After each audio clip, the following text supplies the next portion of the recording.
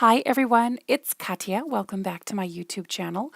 I wanted to share with you a fun new technique and template that I created for myself to create pattern stamping. So the template that you are seeing is behind the card on to the left with the pink, green, and blue square and orange as well. And I created this template because I really love those Turnabout stamps that are so popular. But I wanted to have something that I could use for my own stamps and little tiny stamps that I already have at home on certain stamp sets. So I created this template after doing a lot of research on the internet, and I found something that's a pattern creator, and I'd love to share that with you today. So I created this card using an old Simon Says stamp set called Nutty Over You. And I've had it in my stash for a while, but I haven't had a chance to use it. So I thought I would use the small stamps in the set to create this pattern maker.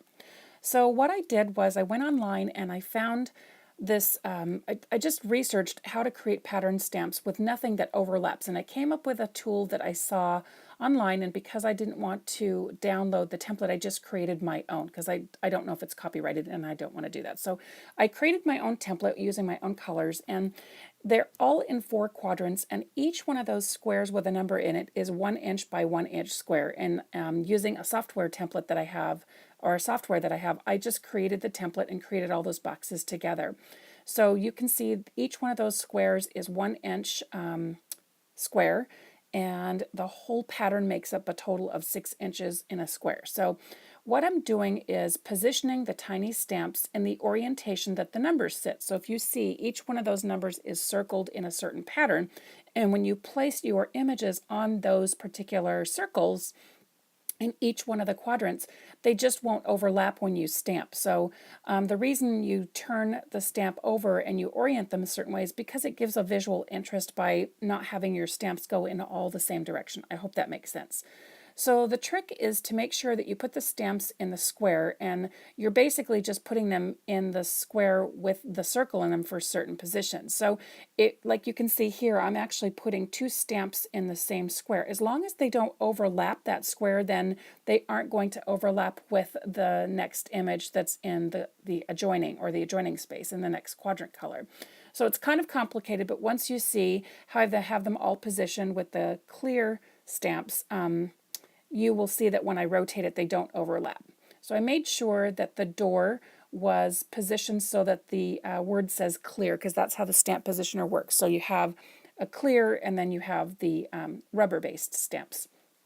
So I closed the door, and now all my stamps are positioned on the door of the stamping platform, and I cut myself a piece of 6 by 6 square cardstock.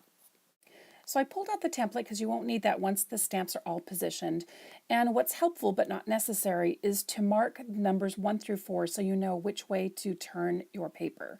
Again, it's not necessary, but it's probably helpful for this demonstration to show you how I use this.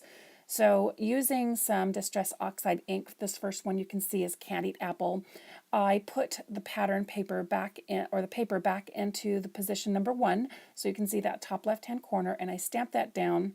And I did put some cardstock or some scratch paper behind it to kind of give a little bit better impression on the stamps, because this was my first time using them and I didn't condition them. So the second color I used was Walnut Stain, and I did turn it to section or position number 2, and then you can see I'm turning it around here, and now I'm on number 3, and I use a different color, and this time I'm using peeled paint. So I ink up the stamps again, and I'm loving how this is coming together. And as you notice, none of the stamps are overlapping. They're just creating a pattern. Not a random pattern, but a pattern nonetheless, because you can see all the squirrels are kind of in the center.